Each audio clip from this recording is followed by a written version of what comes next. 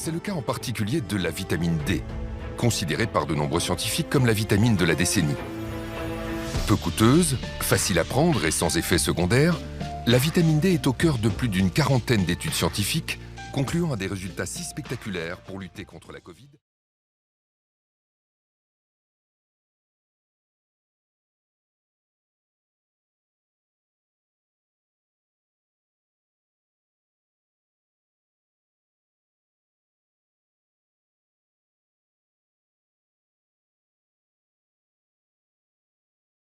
Professeur de médecine, de physiologie, de biophysique et de médecine nucléaire, le professeur Michael Holick est l'un des plus grands experts de la vitamine D dans le monde. Il est à l'origine de plusieurs études portant sur l'action de la vitamine D contre le coronavirus. Le professeur Holick nous a reçus pour partager avec nous les résultats saisissants de ses recherches et les découvertes récentes autour de la vitamine D. Nos connaissances à propos de la vitamine D ont été bouleversées ces 10 dernières années. Si son rôle est crucial pour la santé des os et le métabolisme du calcium, il l'est aussi pour de nombreuses autres fonctions biologiques, notamment la réduction des risques de maladies telles que les cancers communs, les maladies auto-immunes graves comme la sclérose en plaques, l'arthrite rhumatoïde, le diabète de type 1, mais aussi les maladies infectieuses, y compris, selon nous, la pandémie de Covid-19, mais aussi les risques de maladies cardiovasculaires, de maladies d'Alzheimer, de dépression, et la liste est encore longue.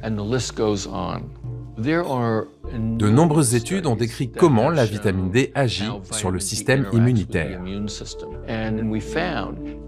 Nous avons pu observer qu'une simple prise de vitamine D permet d'agir sur 291 gènes régulant la fonction immunitaire, la mortalité cellulaire et toute une série de processus biologiques. Une de nos études a donné des résultats incroyables. Donner à une personne 600 unités de vitamine D par jour permettait de réguler 150 à 200 gènes du système immunitaire. Mais avec 4000 unités par jour, ce chiffre passait à environ 300 à 400 gènes et à plus de 1000 avec 10 000 unités par jour.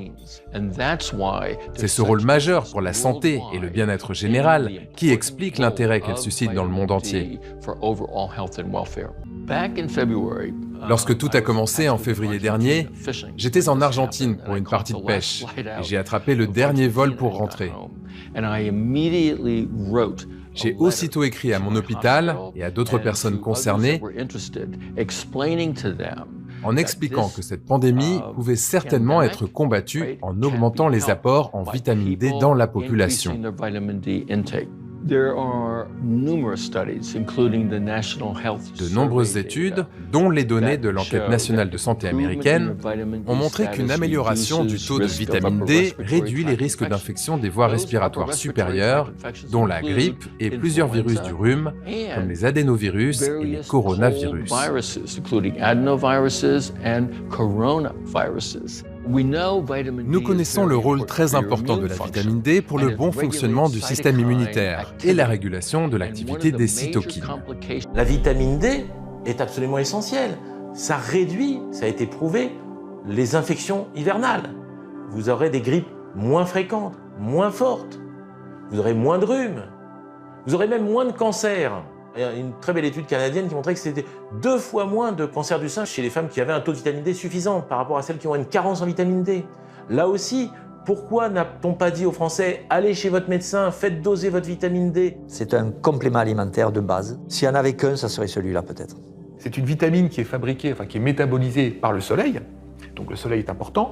Et pour que cette vitamine puisse avoir des effets positifs sur votre corps, il faudrait rester tous les jours, un quart d'heure à moitié à poil en plein soleil.